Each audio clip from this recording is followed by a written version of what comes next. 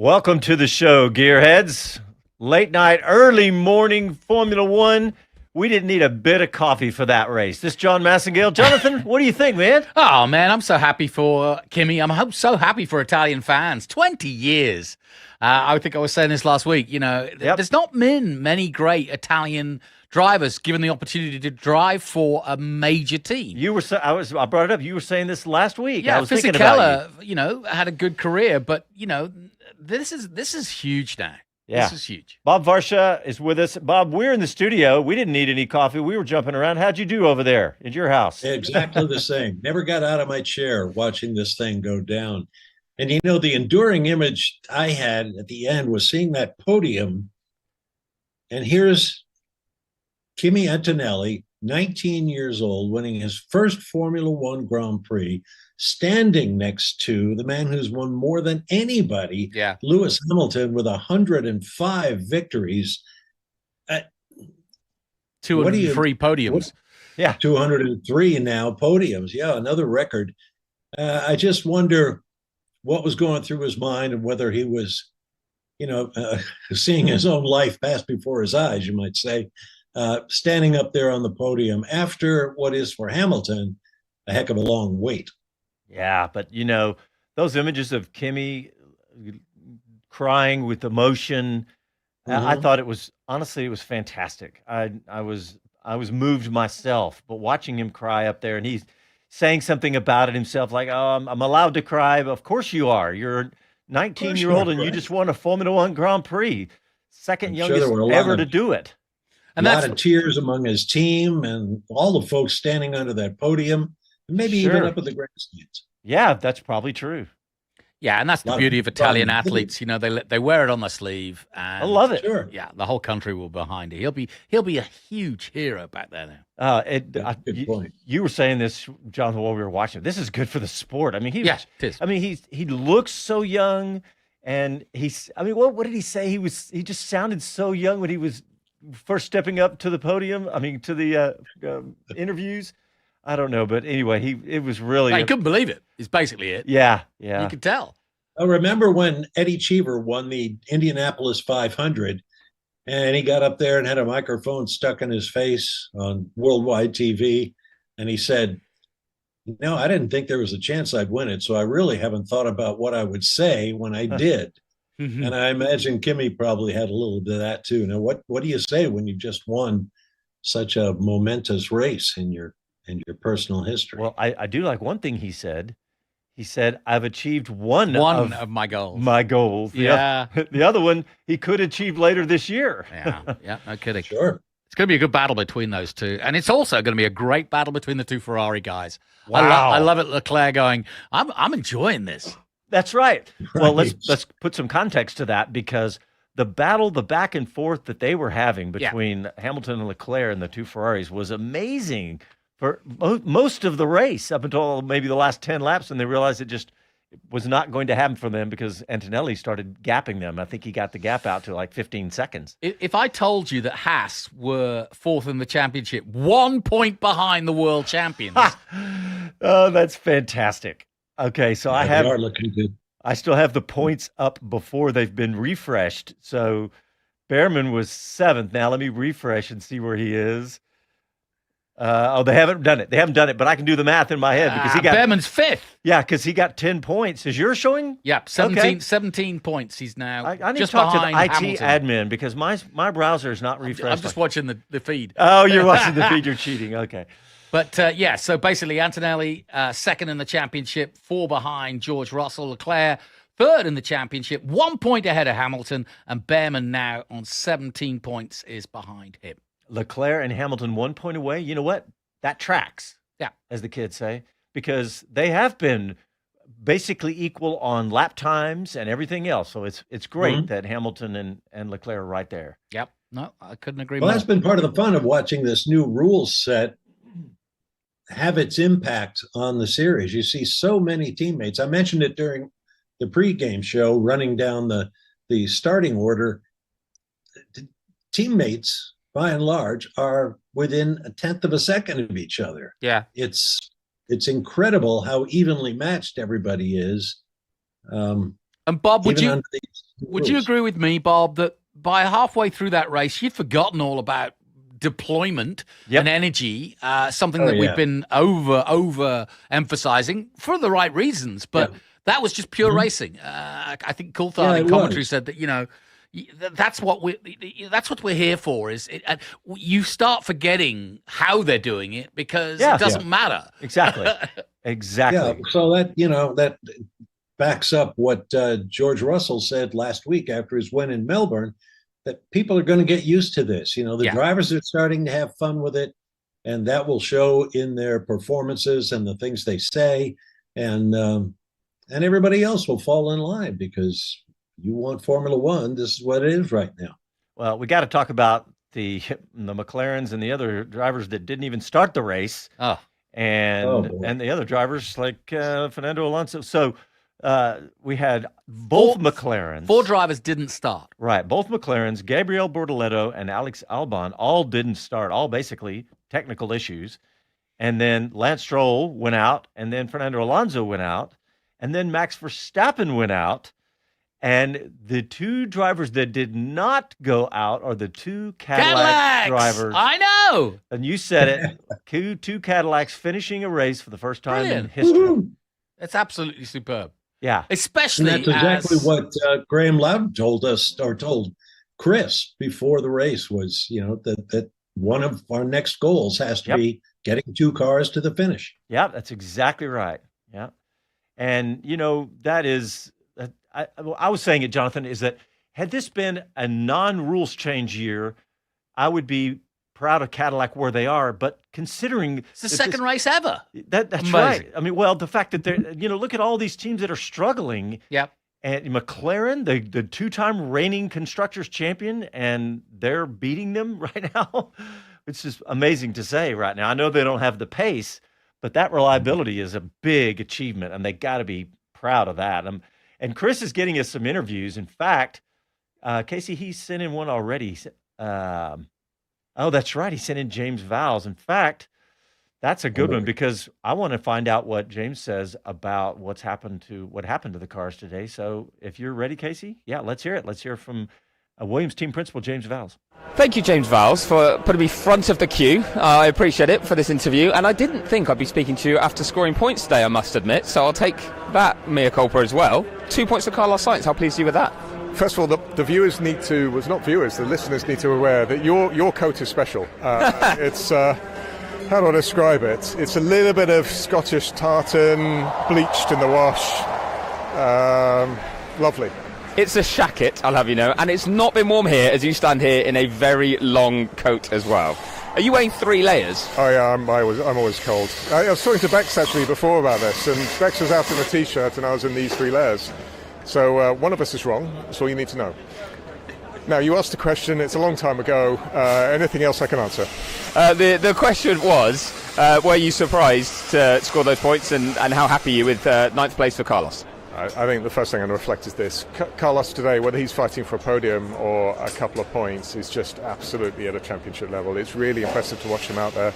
And it's a big thank you to him, because the car performance, none of us are happy. This is not where we wanted to be. It's not what Carlos wanted to be. It's not what the team wanted to be.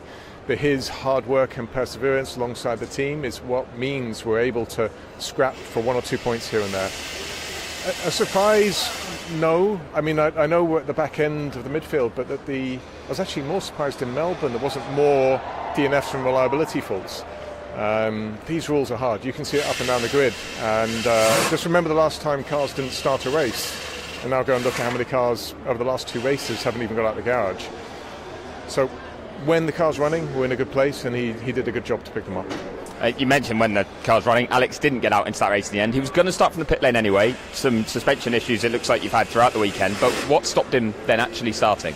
Yeah, so effectively we actually did a full gearbox change, and that comes with a hydraulic pack. That hydraulic pack was incorrect. It's the best I'm going to tell you at the moment, and it just meant he wasn't able to start the race. Deeply disappointing.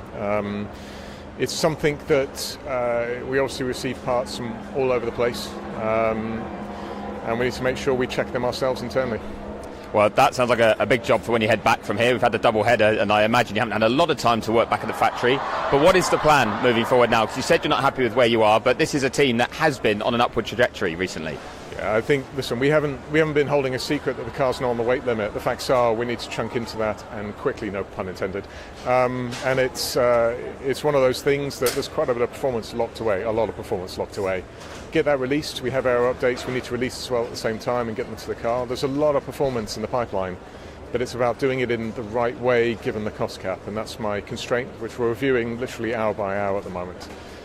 So the positivity I take from it is there a base car underneath it that's actually reasonable? Yes. But we've clearly under-delivered in terms of both being on time, but also the weight of the car. Well, I'm going to ask one more final tough question, seeing as you mocked my jacket at the start of this interview, but you used to work at Mercedes. You know what they're capable of. You know the engine you've been getting. Were you surprised at maybe how long it took for you guys to start figuring out how to get as much out of the power unit as maybe the lead teamer? No, I'm going to maintain this. I think they're an extraordinary team and ahead of the curve on things. I'm actually pleased that in just one race, we've effectively pretty much there now. If you look at where we are on power units, we're in a good space and a strong place relative to them. I maintain this, and I'll say this all the way through, that they are a championship-level team performing well. We are not at this point in time. That's on our shoulders and our culpability. All right, well, we look forward to seeing how you close that gap. But, James, well done today, and thank you for the abuse. Thank you. That is sounds like the mutual bromance. Chris Medland has joined us from Shanghai. It is a mutual bromance. It's absolutely. I love his honesty, but it's because of Chris, I think. But his honesty about the jacket, or no? Yeah, I don't love that part. No, but we have a visual image now, which I think you need to take a selfie so that we can tweet it out. Yeah, and I need to know what a shacket I'll find is. a photo, yeah. You've got to catch up. You've got to catch up with your wife. She's gone viral. I think you should. She told me this looks good, so of course your wife is going to tell you that. And she is always right, Chris. Oh, exactly. Not the I've got swacket? no idea. When it comes to fashion, I've got no idea. Could you explain what a swacket is? Shacket, not schwacket. Shacket. Shacket. So it's a shirt hybrid jacket. Oh. Yeah, thick shirt. It's like an overcoat, but it looks a bit more like a shirt. It's you wore that in Vegas. It's I a remember hybrid that. garment, is what it is. Well, this is a different one to the Vegas one, JG. I'm sure the listeners all tuned in for this fashion So show. could you lie down and be a picnic? Almost, yeah, almost. I actually got asked. I did the driving parade earlier, and we're still on the truck before the drivers get on. And the producer in my ear goes, Chris, quick question before we get going. How many of those shackets do you own? So I was like, thanks, guys. It was 4, I worked out. I have about 4. This was a new one. You rock it, mate. You rock it. Okay, the live listeners We'll find out. I have one. My daughter gave me. Should I bring it out of the closet? And you guys Yeah, I've got one too. Could you model it for the Okay, YouTubers? Japan guys, let's all shack it.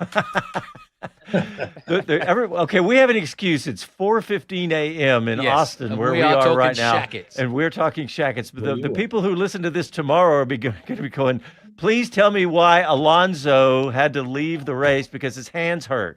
Chris, have you heard the exact what happened? I'm sure it's the vibrations from the Honda power unit. Yeah, it was. Yeah. He just said he was too much discomfort from those vibrations, which there had been warnings about before Melbourne. It was 25 laps, they said, was the maximum they could do then. I'll admit, I didn't quite clock the final number of laps he managed today, but it's a longer track, and there's certain straights where at the speed you're doing, you're probably just feeling that you're getting rattled. But that was, quite a painful retirement on multiple fronts. One, I'm sure he wasn't comfortable, but 2, it really points the finger back at Honda about the issues they're having. We're going to hear actually from Mike Crack, who's the trackside engineering director here at Aston Martin, in about 45 minutes. So basically, as soon as we come off air, he'll give an explanation. I don't know if I can get one prior to that, but I will try and stick my mic down there if I can. I had 35 laps down for Alonso in my notes. I know that's probably at least within a lap or 2. Sounds about right. That sounds about right. So there you go, 10 more laps than he said it was possible just over a week ago. But it shows that it's still a major problem. You can't be having that stopping you. Yeah, No. Chris, we were just celebrating the fact that Cadillac have got both cars over the finish line, like he mentioned in your pre-race interview. That was one of their goals that Graham Loudon set up. But I mean, the fact that they did it and McLaren didn't do it, and finishing ahead of the Aston Martins as well. I mean, this is pretty cool for Cadillac. Oh, hugely. I mean, like you said, McLaren didn't get 2 cars to start the race, did they? Yeah. Yeah, it's just, it does show that they, we'll look at pace. Everyone will look at pace and go, I saw somebody quote a post that was the results from, I think, the sprint and where they finished and the pace they were driving at and said, why did Cadillac want to be in F1 again?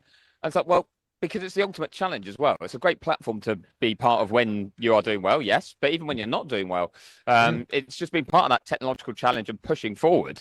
And they're showing that, yes, the pace will need to ramp up as they more established in the sport, but that even the best teams are struggling with reliability, with other issues, operational problems, and that Cadillac are not having huge ones to that end. So it's actually very impressive that they've managed to get 2 cars home in just their second race, especially after they try to take each other out at turn 2.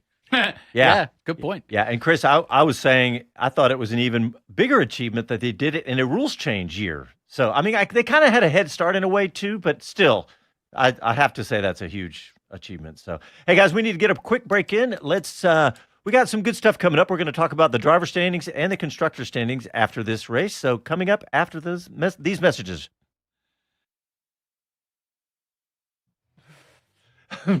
4 a.m. tongue-tied. Let's see who's on YouTube right now. So I am not there. Click. All right, let's see. Is anybody on YouTube right now? There's 11 people watching. Yeah. There's somebody. All right, the gang's all here. Mike Bowles, Tim's here, and Jesse Mesa's here. He's here in Austin with us up till 4 in the morning. Awesome, Jesse. Does that 11 count the 5 of us? Could be. Jesse, by the way, says, everyone talking 20 years since the last Italian F1 winner. Me, as a Raikkonen fan, thinking it's been 8 years since the last Kimi. There you go. That's a good stat.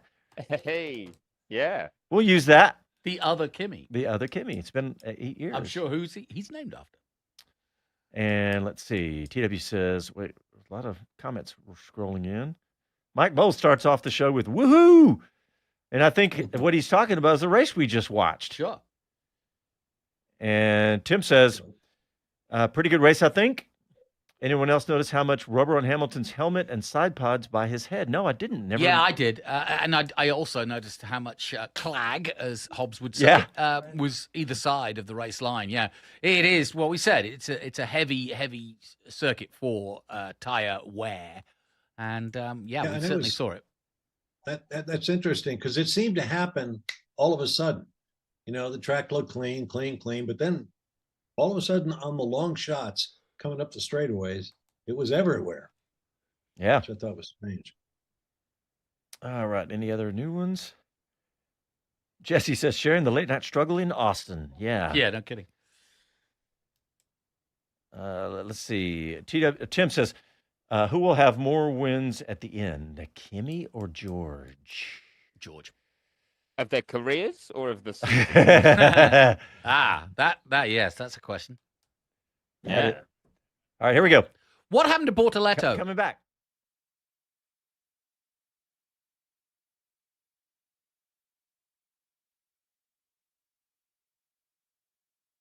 I'm George Russell, and you're listening to Speed City. Welcome back to Speed City, America's voice of Formula One.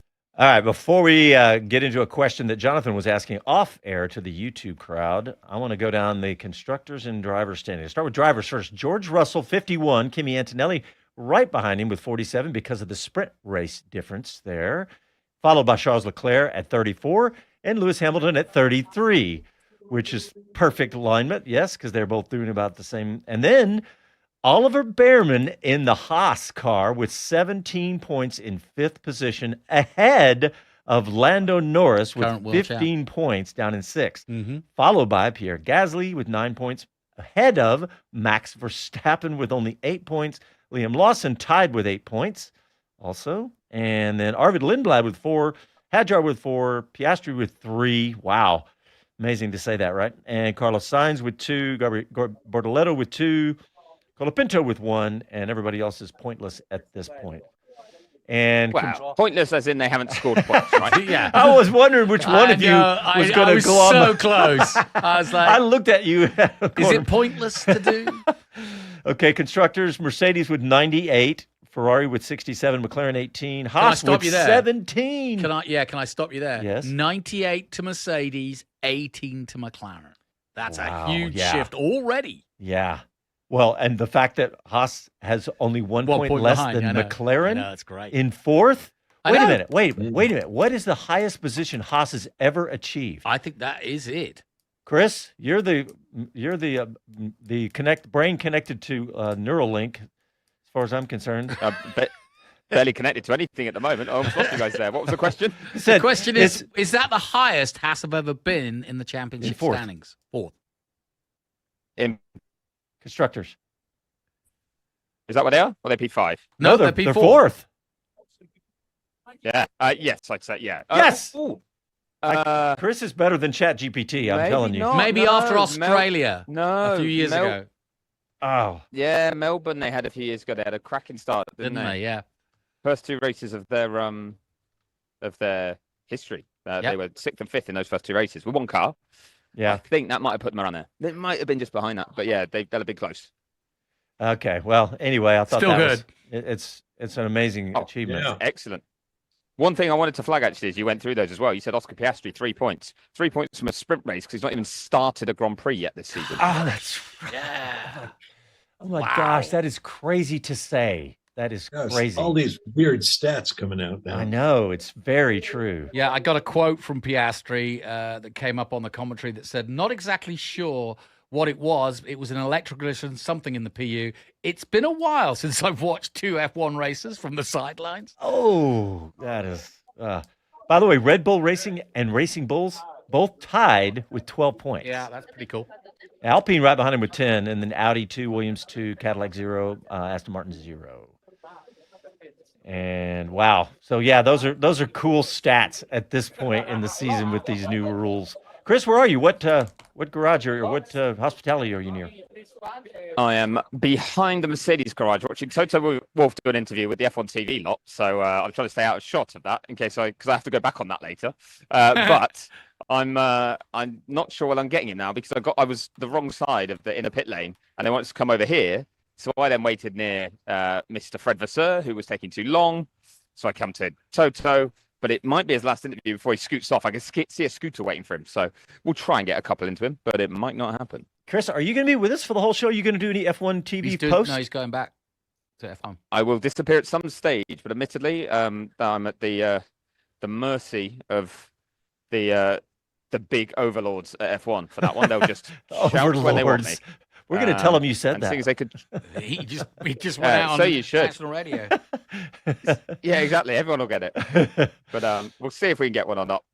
Okay. He's doing photos now. He's obviously a very popular man. Chris, while you're you're waiting for an interview, what are Aston Martin going to do?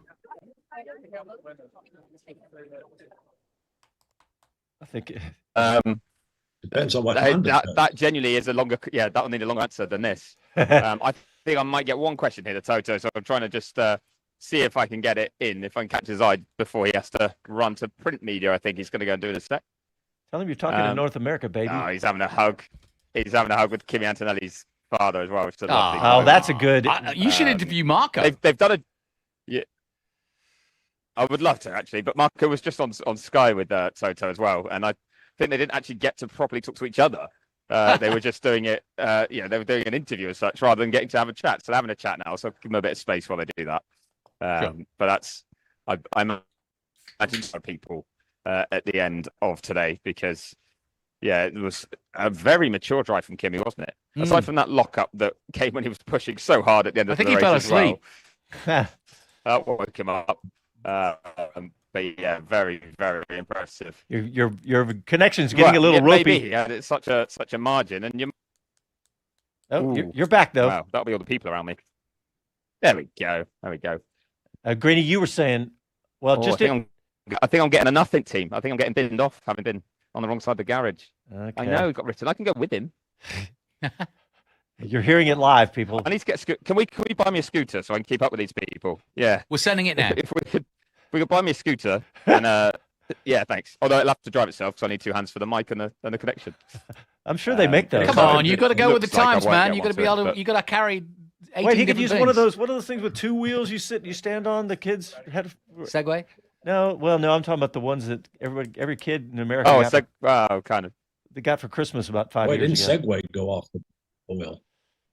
So, Well, Chris, since the owner fell off a cliff. Might be the same sort of scooter you're thinking of, but anyway, Jonathan, what Well, were you it saying? looks like a no, sadly, from the winner. But Okay, well, just jump in if it is. Jonathan, you were talking about Yeah. Antonelli's drive. It's amazing, a mature, amazing drive. Oh, entirely.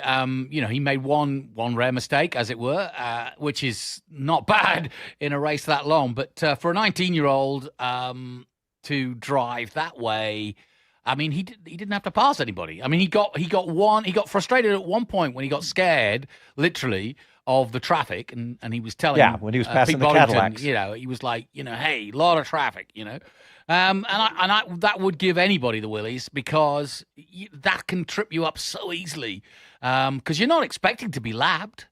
Yeah. Okay, Chris, if you're still connected, I want to ask you, lap 46, Max got a radio message, retire the car. We saw the dashboard lights completely turn off. Have you heard anything? Not yet. No, I've heard nothing from the team. I'll admit they haven't really been out and about chatting either. They're right in the middle of both Mercedes. Nope, we lost you. And then the world ended. Flew off into space. Speaking of radio messages, Lewis Hamilton was complaining like Scotty from Star Trek, I've got no power. And Under the last corner, there's no power.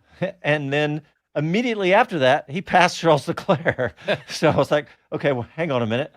And then shortly after that, Leclerc said, this is fun. This is a fun battle. I think what Hamilton was trying to say was, come on, guys, help me create, because I think that's where we are at the moment, which is, look, we got all these tools, we got all these fun things, and he's using them the best he can, but he also needs help from his new engineer and the team to say, try this mode or try this.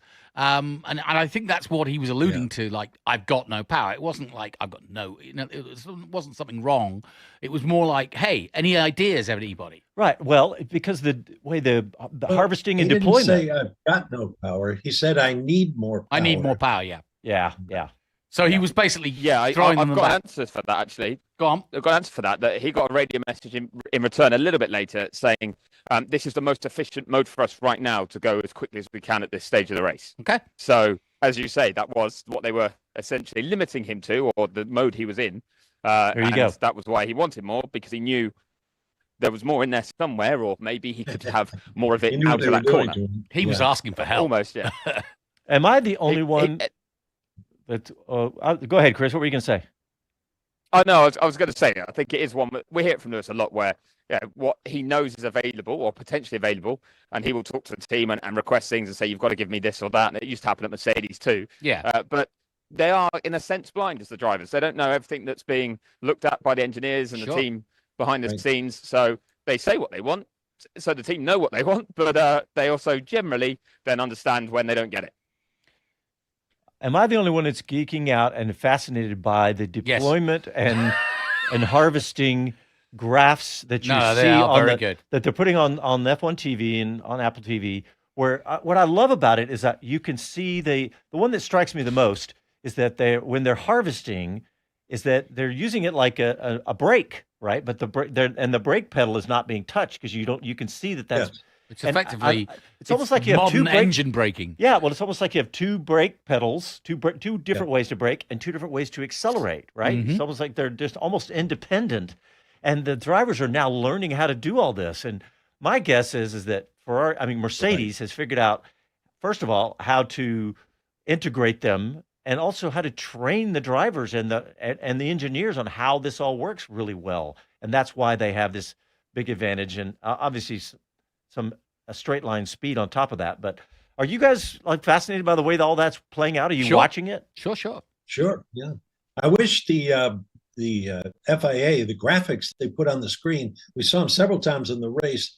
They do a battery comparison, especially if two cars are nose to tail. Yeah. And you can tell, when the battery starts charging, that means the driver in that car has lifted, and it goes down. I wasn't aware it goes up and down so quickly. But they can fully charge the battery in the space of one lap. Well, So you said it's happening when the driver's lifted, but that's not necessarily true. That's one of the points I was making, is that they can charge the battery without lifting off of the accelerator, right? That's well, right. So, but there's so many different ways to do. That's all. I mean, we're all learning how all this stuff works, but I'm not claiming that I know all of it, because there's too much. That's the super clipping. Yep, exactly. Yeah, exactly. That's the super clipping part. So that's been programmed to do it when it hits a certain level, and that's why it's getting challenging for drivers, though, because sometimes that super clipping is happening, and the car's slowing at a certain rate, but then the battery's fully charged, and there's no more need or like anything you can do or anywhere for that energy to go if you're still clipping.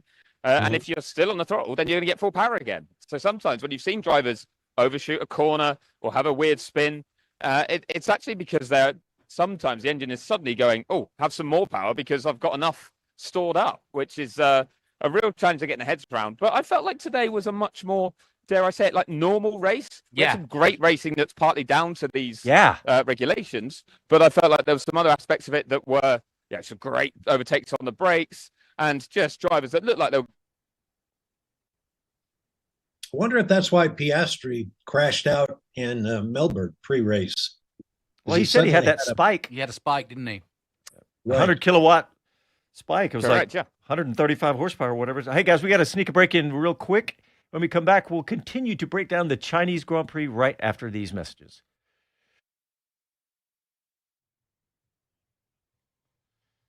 All right, here we go. Mike Bowles, I like this. He says, open the phones. I should open the phones again, because if you're up at this hour and listening/watching, we need to hear from you. Casey says, no. Why, Casey? Why? I love it. Oh, please report. Did that go out on the back. air? Okay, Casey said, because I can't be nice. Well, I did. I didn't hear it. He no word of a lie. No, that's true. Oh, Casey. Oh.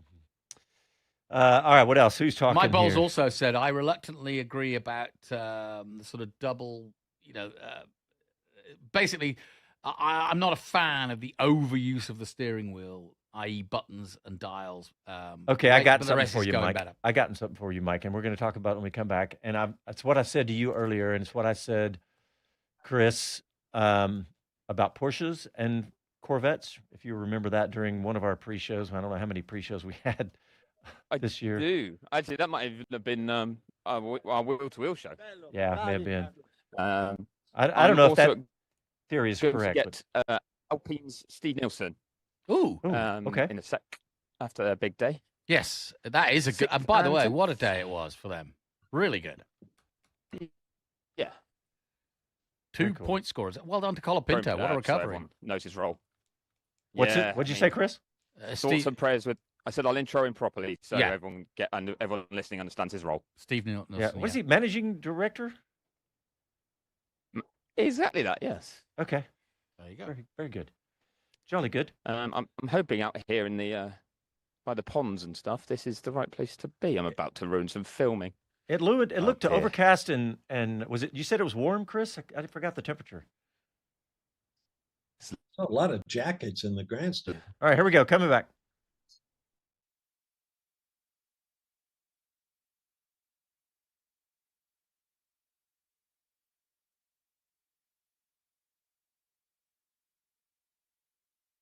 Hi, this is Karun Chandok, and you're listening to Speed City. Welcome back to Speed City, America's voice of Formula One.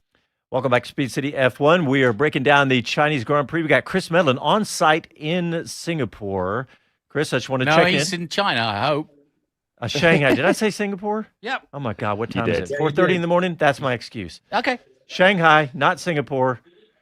Chris, you're trying to catch up with Alpine managing director? I'll put him in a timeout, Chris. I am. Have you? I'm glad you've done that because he needs telling. That's right. Steve Nielsen just coming out, the Alpine managing director, to know that he's live across North America at the bright early time of, we think, 4:30 in the morning, based on the way the studio are acting right now. But Steve, it is early. It's very early. But of course, a celebration if you're an Alpine fan. Double points. Yeah, first time I'm told since Brazil 2024. So it's a long time. Really great result for the team.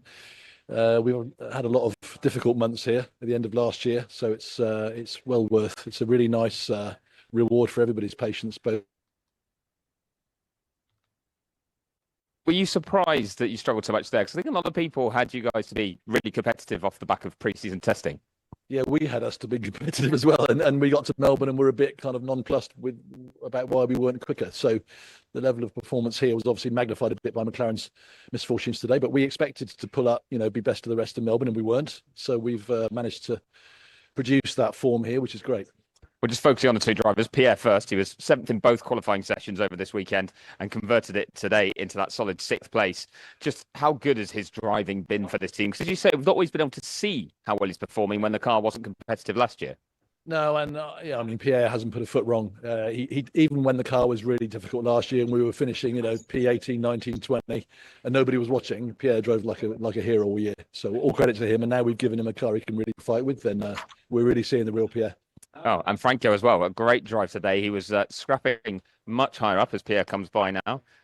He looks a big smile on his face. But for Franco, it felt like more was on offer until that incident with Esteban Ocon, which I think most people would agree with the stewards that Esteban deserves the full blame for that. But how painful to see maybe more points slip away. Yeah, I mean, to be fair to Esteban, it was a bit of a crazy move, but I think I'm right in saying that even he on the radio at the time apologised when he did it in real time. So these things happen. Yeah, Franco, I think could have been better. I think the safety car hindered us a bit. We lost out a bit on that. We need to look at why. And then obviously catching Carlos at the end there. I think Carlos benefited from blue flags and we had to sort of back off and couldn't quite attack the last few times. But again, Franco drove really well, made a blinding start. And I mean, I can't be disappointed with a point because, we spent many races last year getting nothing.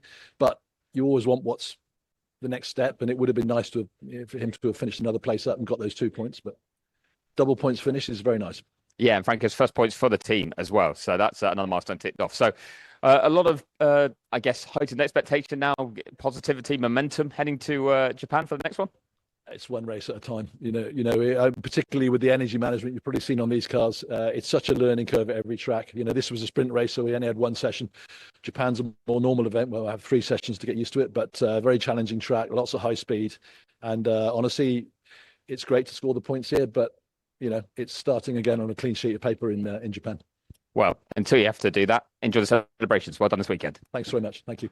Steve Nielsen, managing director of the Alpine Formula One team. Congratulations. Yeah, congratulations. And 2 things. One, he brought up a great point about Pierre Gasly. He's doing fantastic. And second point, he was all business. There was no discussion of shackets or any other articles of clothing, Chris. So I'm glad you were able to make it through that interview. My new favorite team boss. No, but it's true, and Chris will back me up here.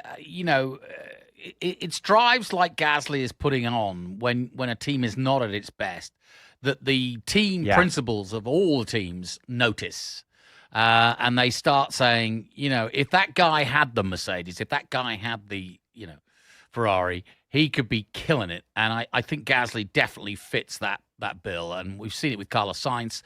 Points today, he's not a Ferrari man anymore, but he's going to drive Williams forward, and I think Gasly's doing that nicely at Alpine. Nicely put. See, Chris isn't the only one with the giant brain. I am definitely the laggard in this group. Bob Varsha routinely says words I don't know what they mean. Chris is brilliant. Wait a minute. I think Antonelli's he's going to be outdone for crying here. I'll break down and cry if I need to. John's I will do it. To break down and cry. I will start crying at. I will cry on demand. Okay, Bob. Well, it is the Oscars tonight. That's right. That's tomorrow. No, it is tonight. It's tonight. That's right. Don't forget, the F1 movie is up for how many? 4? Yeah. Including Best Picture, which... I don't think that's going to happen. But the photography and sound, I think that they've got a shot at that one, for sure. Yeah, they won a BAFTA, which is the British equivalent for audio. Thank you. Yeah, that's right, for audio. Okay, Chris, what's happening around you? 'Cause Please it's out of save control. us, Chris. Please. I'm waiting to find out if we could speak to anyone from Aston Martin before the end of the show. I'm told I can get a minute with Mike Crack, around his media session that's at 6. I'm hoping it's before. I've also put myself in range of F1 TV to let you know that I can stay on until the end of the show because I'm not needed here, which is fine because they just give me abuse about my shacket anyway. Producer Amy's laughing. But tell you what, Producer Amy, you're live across North American radio. What's wrong with my shacket? I don't think I've ever said anything disparaging about your shacket. I like it. It's very cozy. And actually, I could do with it now because it's really chilly. It's mine. See you later. But Nice one. It means I can stay with you guys, though. See, that's a way to kiss up to the boss, Chris. Nicely done. Wow. To be fair, Amy she was the one looking apologetic because it means the producers back in the gallery are the ones going, we don't need him. So she's going, I'm so sorry, but it's fine by me. I've got more fun to have with you guys. So I'm going to go, where should we head? Who would we like to hear from, seeing as the big boys were too busy, apparently. Liam Lawson had a great race. Yeah, I wouldn't mind talking to I mean, Alan Race and Permain's Bulls. around? Yeah. Let's try Alan Permain. And then I know we hear from him a lot, but if we see Graham Loudon, I want to know what the stitches were that were coming out. Yeah. Oh, yeah. We'll find out what's the scoop with that. And let's see. Well, Ocon's got some shears you could borrow. Yeah, that's right. I looked away. Whoa, they were using some giant shears to trim off the bodywork when he had his accident. Okay. Yeah. Large board one. Yeah, they were trying to sort of. They were slicing clean it up. things up. Yeah. Okay. I'm just looking through my notes. But anything else struck you, Johnny Green? Yeah, no, I guess what I was, and it's not appropriate now, especially if he is at Aston Martin, but I just, I wonder now what Aston Martin need to do. They've got 2 races off now, after Japan, obviously. And I just wonder what move Lawrence will make to rectify and stabilize phone the calls ship. to Japan? To Honda? Partly, yeah. But they're already there. Evidently, Cowell has been over there and embedded over at Yeah. Honda, trying to. and it's just But the vibrations that are happening, it's just not good. yeah. I saw something on Twitter where they said that Alonso was literally letting go of the wheel Yeah. because his hands were vibrating so much. That's got to be He was, yeah. Crazy. He was on the pit straight, I believe. So I'd love it if we get the right side of the line here. I get the impression, I had a reply, I haven't yet, that it will probably be the wrong side of our cutoff if it's top of the hour. And I'm not going to make you guys set for another hour just for me to get 60 seconds of an explanation from Aston Martin, but we'll get it for wheel to wheel instead, and you guys can get some sleep. Sure. But yes, that was that's it shows the level of the discomfort. As much as I will say, and apologies to the Fernando Alonso fans who might be listening, Fernando has been known in the past to really make sure people are aware of certain issues he might be having with the car, or when he's not happy with it. So it may well have been that it was getting uncovered, said it on the radio or wanted to, and then he knew that he had a camera. Everyone's got a camera on top of their car, and he knew that it would get seen if he took his hands off the wheel, and it would really make the point that we'd all then talk about. So he's a smart cookie behind the wheel. He's got the capacity to think these things through. Yeah, no kidding. You know what? I like Jonathan. You say this because you spend a lot of time in Asia and stuff. That the Japanese don't need any. That culture. They're embarrassed by this. Oh, completely. And Honda doesn't need any more pressure, do they? They're put enough on themselves. I hate to think what must be. One of the stories I put in the doco was the ducket. The doc that we do was that MotoGP may well be affected. Honda, that is. By what's going on in Formula One at the moment, because it's curtains. It's awful for Honda, who are so proud. Hey, jump in, of course, Chris, but I was just going to talk about a couple of things. Like at the beginning of the race, Bottas and Perez came together. Remember that? Yep. It's funny. We're so proud of them for finishing the race with both cars. They almost didn't finish either one because of a collision between the drivers. Yeah. Was it Perez's fault? It was. It's hard to say. It was first lap, so I'm not going to give. I'm not going to apportion any. Yeah, that's blame. a good point. That's a good point. But no, as we were saying just a moment ago, good job by Lawson. It's been a roller coaster ride for him, but to be ahead and be in the points this early, good for him. And had to fight for it. And because Lindblad had a big race with his teammate. Yeah. That's going to be a big battle, those two. And Lindblad is looking like he's going to be pretty tough. Well, we marvel at Antonelli, but Lindblad, talk about hitting the ground running. I mean, you think about it, Antonelli, Behrman, and Lindblad, if that's the future, and Lawson, and Hadjar, if that's the future, boy, it's looking good. Yeah. How old is Arvid Lindblad? He's 19. No, he's only 18. 18, yeah. Yeah. Wow. So he became, I believe, if I'm right in saying, the second youngest or third youngest point scorer last weekend. Yes, he did. Yeah, that's right. And then we got the second youngest race winner today and the youngest poles yesterday. Yeah. It's not bad, is it? Yeah, youth will be served. Yeah, they will. Well, the two of them combined for my age as well. Wow. It's not good, is it? Oh, I'm not going to do that math at my Chris age. is going to be the one crying. Okay, well, Chris, should we get a break now? Do you think you're about to get someone or no? Yeah, feel free. We've got the opportunity to speak to Mike Crack after the top of the hour. So sadly, that will be too late. Okay. We've got to just see who comes out of debrief first between Alan Permain at Racing Bulls and Graham Loudon at Cadillac. Could be either, could be both, could be neither. So everyone could be on tenterhooks throughout the break. The race is on. Okay, you're listening to Speed City F1. Back after these messages.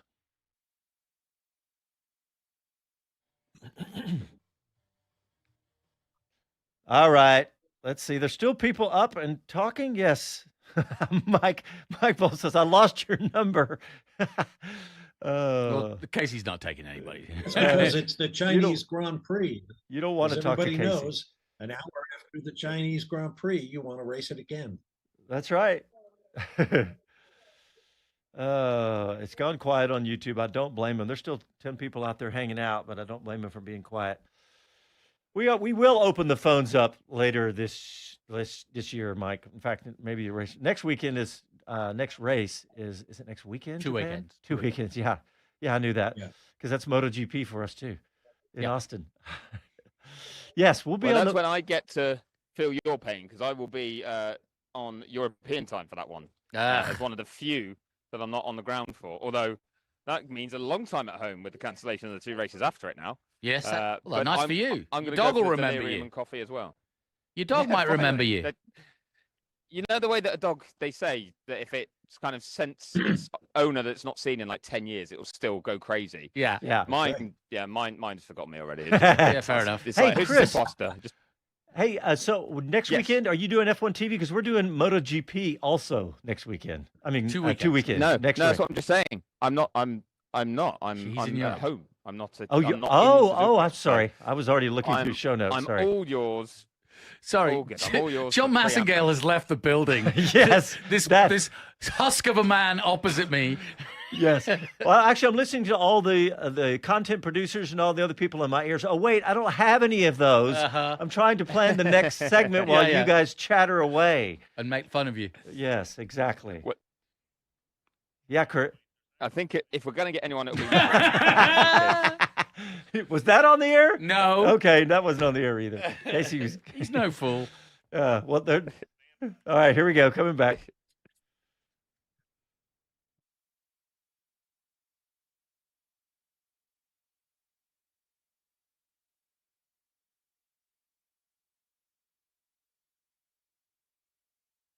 Hi, this is Jay Leno from JayLenosGarage.com, and you're listening to Speed City. Welcome back to Speed City, America's voice of Formula One. Okay, Johnny Green, Yes, sir. I liked what Ocon did today when he raised his hand and said, that was me, that was my error. I've always liked him as a racing driver, actually. I mean, I know he had some run-ins with Perez, but he's, I actually think he's in the right team to move them forward. And Behrman's going to push him, if not beat him. Well, yeah, I was going to say, is he But I going to be don't able to think it'll stay ever- there with Behrman the way he's been doing? But it won't end in the acrimony of Perez and he. I know they grew up together and that was part of it. But Ocon's a solid guy and a solid racer. He reminds me of Gasly, actually, in many ways. In that he's just focused and on it. And you can't say you never think of a mistake Ocon makes and go, oh, he should never have done that. He consistently powers on. When he's got the equipment, he delivers. Good. All right, Bob Varsha, I have a question for you. And I think you're going to be pretty uniquely suited to answer this question. You've seen. Oh, so I can lie. That's right. You can say whatever you want. This rules change has been touted as the biggest rules change in Formula One history. Yes, and it's hard to argue with that because it's both aerodynamics and engine and power unit. What, in your mind, does it remind you of any power unit changes in the past? Or excuse me, rule change in the past. Well, you're talking to a guy who thinks the sport is over officiated as it is, but as David Hobbs used to say, you shouldn't have all these big rules changes because they do very little more than cost a whole bunch of money. So, when we changed engine sizes every few years, we went to V10s and then V8s and hybrids and all that kind of stuff. The hybrid concept may be, the biggest or most dramatic rules change in my memory. But I think this has been a pretty major and maybe the most major and comprehensive change in the Formula One rules that I've been on. Yeah. Well, hey, I forgot to answer Mike Bowles' question on YouTube a while ago because I had this theory that I just had an example, and it may not be true, but we're talking about how the cars, they're, harvesting, deployment, 50% power from battery and all that.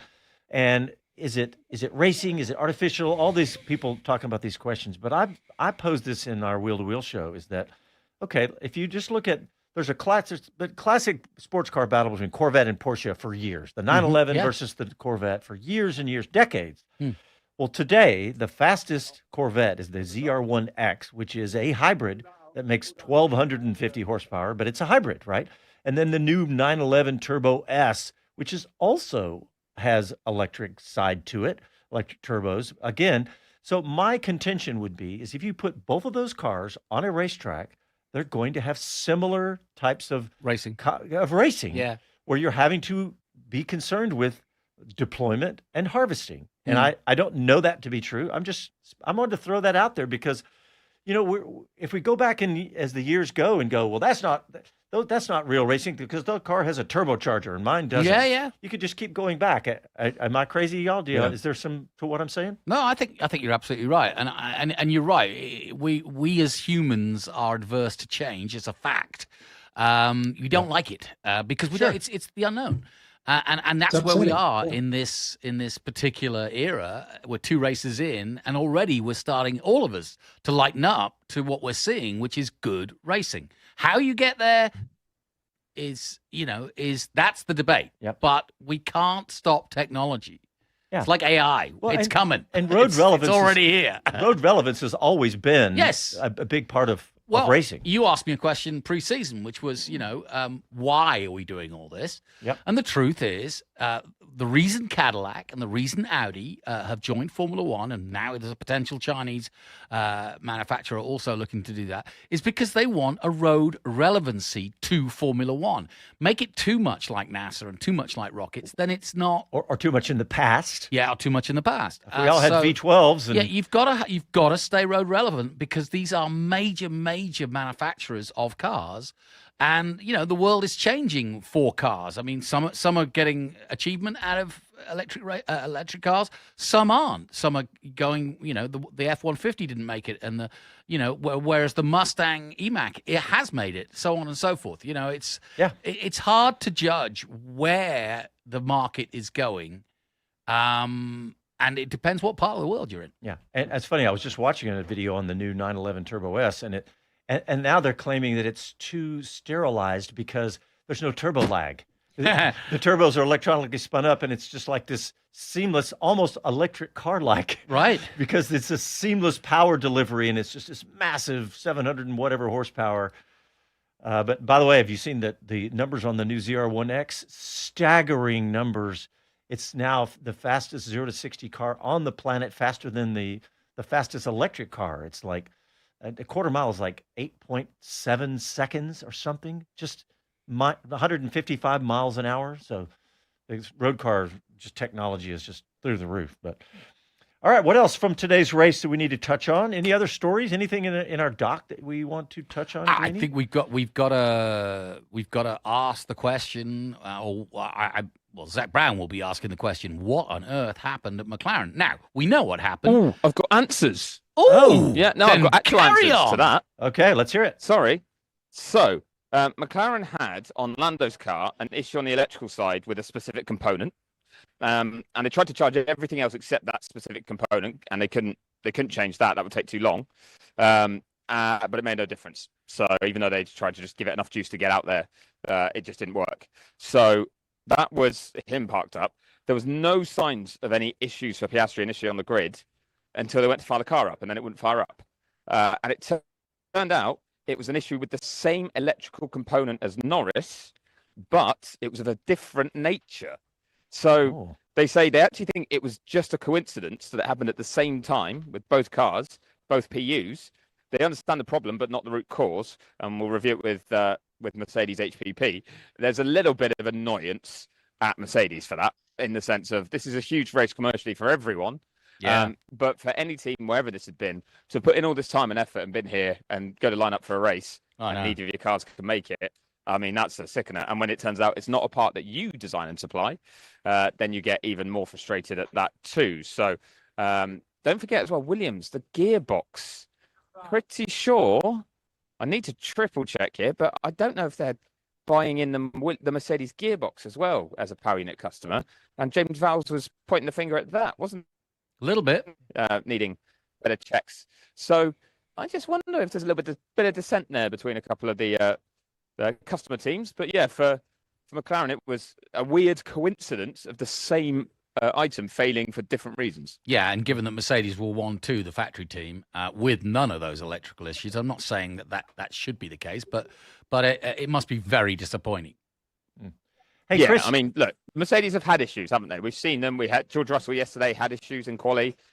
We've had a few that have been flagged up as like not perfect runs in pre-season, but they seem to be stuff they resolve, and they're not catastrophic compared to what maybe rivals have had. Because that's 3 of the 6 cars that they supply not starting the race today, so that's not good. No, it's not good. Hey, Chris, have you heard any comments from Max Verstappen after today's race? I have not, but you may have noticed I muted myself at one point a few minutes ago to chat to someone linked to Racing Bulls, actually, who were, pleased with their result. It wasn't Alan Permain, sadly, he's still in debrief. But they said that all 4 cars were managing significant power unit issues, kept going from safe to unsafe, and by that they mean the energy. Oh, you're looping. We're losing you, Chris. You have to do a lot of managing from behind the wheel, but also it can mean that, that's when you see the mechanics not able to touch the car, things like that. It can become live. They had a lot of issues through the race for all of the cars, and they suggested that that's what ended up stopping Verstappen. Well, remember, Verstappen started at a huge bog off the line. I mean, the car terrible. I mean, everybody seemed to go past. Yeah, him. well, it looked like it literally just looked like Lawson last race. Yeah, just like dead off the line. Yeah, and not good. And that was Max yesterday too. Yeah, that's right. Yeah, good point. So, man, on that front. Has Ferrari got that figured out? The starts they have got. Chris, what did I say in our preview show? I was like, they're gonna be leading every race from turn 1, and so far I'm right. We'll see how. You are indeed. It's great to watch, isn't it? As well, because it just adds that bit of jeopardy and excitement, and especially when they were both in the mix. I think some of the races have been great, and we do have to thank Ferrari for taking a flight to Merck, because you do get dominance, don't you? When you change regulations, that can happen. That's not new. But now the way that things have played out in terms of getting some exciting racing, I think it's been better than expected on that front. Well, Chris, I don't know what time it is there, but it's almost 5 a.m., which means we are out of time. And we're also out of brain cells and adrenaline. I tell you what. And coffee. After all the talk of Bahrain and all the rest of it, 2 races in, I'm excited. It may only be 22 races now, but I'll take it. And I'm really, really thinking that come Miami, we're going to have a hell of a championship. I don't want to hear anybody complaining because this is fun right now. This is fun. Max is complaining, but everybody else, he can complain. But Bob Varsha, thank you. It's such a waste of time. It's very childish. I know, Jonathan. Really annoying. Jonathan and I have been dominating Thanks, Bob. Thanks, Jonathan. Thanks, Chris. And Pleasure. Casey Johns, thank you for staying up with us. Thank you, everybody. We'll talk to you next week.